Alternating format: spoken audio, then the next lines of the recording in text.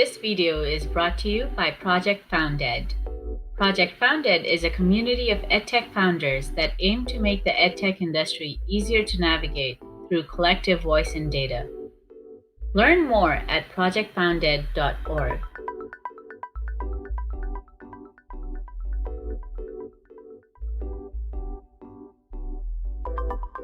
Hi, my name is Dr. Kat Schenke, and I'm the co-founder and lead consultant at EdTech Recharge.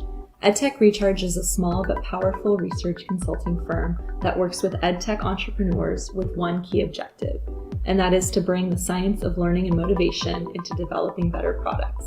Today, I wanted to share some information with you on how to amp up the motivational design of your products. I wanted to answer one key question, and that is, how can we design products to support motivation, engagement, and learning? After all, we're in the business of helping kids learn. So the first question is, well, what is motivation? Motivation is the drive that users have to continuously engage in your product activities or curriculum. I know some people typically think of motivation as initiating or starting that, but it's also about that continuous engagement.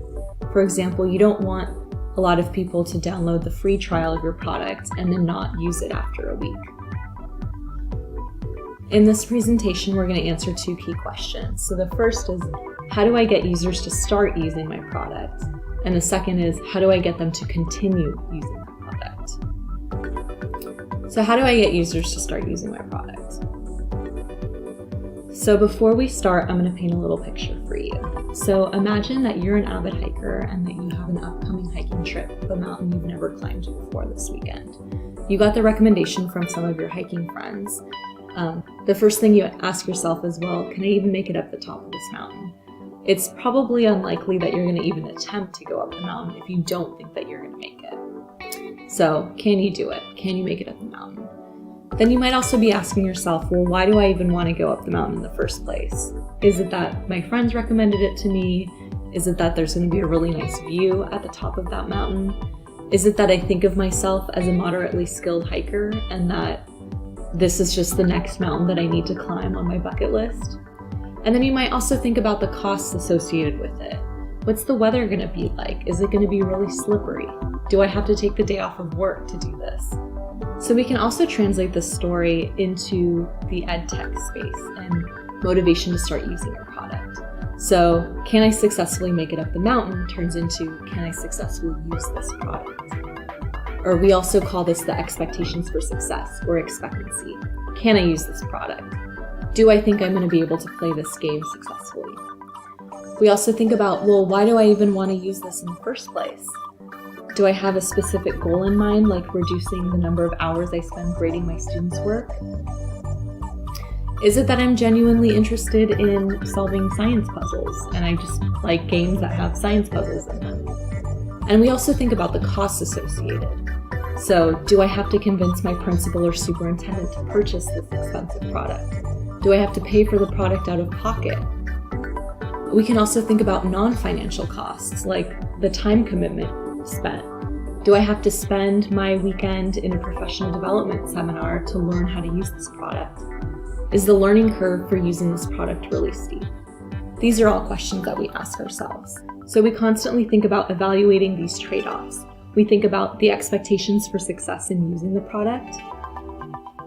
We think about maximizing the value that the product brings, and then we think about minimizing the costs associated with this product. This is really important also in thinking about sales pitches, right? You want to maximize expectations for success and value and minimize the costs. Now, when we think about value, or why do I even want to use this product, we can think about it in three different ways. So the first way is attainment value, or how important is this to who I am as a person? Again, I used as the example, I'm a really tech-savvy teacher, and it's really important for me to have the latest technology in the classroom. Just like it's important to me as a moderately skilled avid hiker that I climb this mountain. We can also think about interest value. How interested in this am I? And then lastly, we think about utility value, or the usefulness. How useful is this product to the goals that I'm trying to accomplish? Am I trying to get my child better at spelling? Am I trying to cut down my grading time? These are examples of utility value. So when you're thinking about your product and how to maximize people even using your product, you can ask yourself these relevant questions. How easy is it for individuals to understand, use, play your product? How valuable is the product to what they want to do? Or how valuable is the product to the goals that they're trying to accomplish? And do users have to sacrifice anything, either within or outside of the product, to even use it, right? Are they sacrificing finances, time? You can think about a lot of different costs. So I would urge you to either do this with hypothetical users or sitting down with real users and going through this kind of matrix. So I've broken down expectancy value cost into opportunities and barriers. So for example, you can think about some hypothetical barriers to expectancy. I don't think I can learn how to use this app. I don't think I'll be able to do well on this games. I don't think I'll be able to do well on the games in this app. There might be some opportunities in the value column. So I'm interested in the content this product has to offer. I see myself as a teacher who's trying to integrate more tech into my classroom. Or this product has the potential to be really useful for me, for example, in trying to cut my grading time in half. And costs, for example. The product is too expensive. The product takes too much time to learn. So I urge you to critically think about your product and go through this exercise in evaluating the opportunities and barriers to expectations, values, and costs in your product.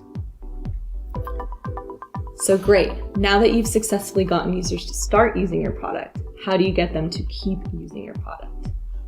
So I wanted to share a little bit about myself. I was really into the game Math Blaster as a child. And for those of you who haven't heard of this, it's basically a drill and kill math game where you answer a bunch of math questions and then you're able to shoot a bunch of lasers in space. And what's interesting about this is it's kind of a big example, or the quintessential example that we have of chocolate-covered broccoli. So doing the math problems, right, doing the addition problems is like the broccoli or the learning. And then getting to shoot the lasers is like the chocolate or the fun part. And in a chocolate-covered broccoli approach, we typically think of learning as divorced from the fun, right? We're not infusing chocolate into the broccoli. We're simply covering the broccoli with chocolate, hoping to feed it to kids. Now, why this isn't a useful way to think about learning is that we're propagating this idea that learning isn't fun in and of itself. We think of it as a chore that we have to do in order to get that chocolate. So what can we do instead? Well, we can think about intrinsic motivation. Intrinsic motivation is this idea that you're doing something for its inherent satisfaction rather than some separable consequence. So in the Math Blaster example, I'm doing the math problems because I like solving problems, not because I just want to shoot the laser. So there's a few ways that we can support intrinsic motivation in your product. The first of being is autonomy and supporting users' autonomy. So this is the idea that users need to feel like they have some control over their environment, that they're able to make meaningful choices in that environment. The second is supporting their competence. So users need to feel like they are competent and can achieve in that environment. And keep in mind, this reminds us a lot of expectancy. Can I do it? In the last construct that we talked about. And then finally, relatedness. We need to support their relatedness in using the product. Users need to feel like they're connected and feel like they belong in that environment. So there's different ways that we can more concretely support intrinsic motivation in your product. So if we want to amp up the autonomy support, we can think about including opportunities for choice and specifically meaningful choice. So this is where I'm going to ask you to do a little bit of research with your users. What's a meaningful choice that your users want to make? For example, you might find that for the particular age group and demographic of kids that you're trying to target, choosing their avatar and designing their avatar is really meaningful to them. That is a good way to support autonomy. However, if you find that choosing the color of their avatar's outfit is not meaningful to them, that is not going to be a feature that you want to integrate in your product to amp up the autonomy support and thereby make your product more intrinsically motivating. So do some research and figure out what's meaningful to your audience.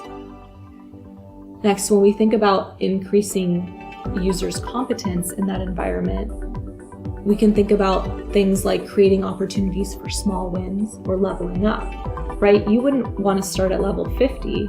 We want to start at level 1. And we want to then slowly build up to the difficulty level and really scaffold what users can do in that environment.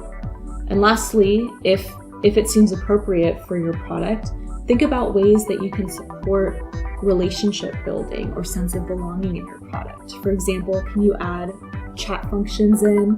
Can you add team exercises or ways for users to engage on or off your product? So what we've covered today is that users' decisions to engage in using your product are influenced by the following. So whether they think they can successfully use your product, whether using your product provides some value to them, and whether those two outweigh any costs there are to using the product. And then how do we get users to continue that engagement in using your product? Well, we can think about amping up the intrinsic motivation, and that is by supporting their autonomy, so giving them choice, supporting their competence, making them feel capable and confident in that environment, and then supporting ways to build relationships and create a sense of belonging. Thank you so much for listening. I'm Dr. Kat Schenke from EdTech Recharge. We'd love for you to connect with us on LinkedIn or in person, and please send us your comments, questions. We'd love to talk to you further. Thank you.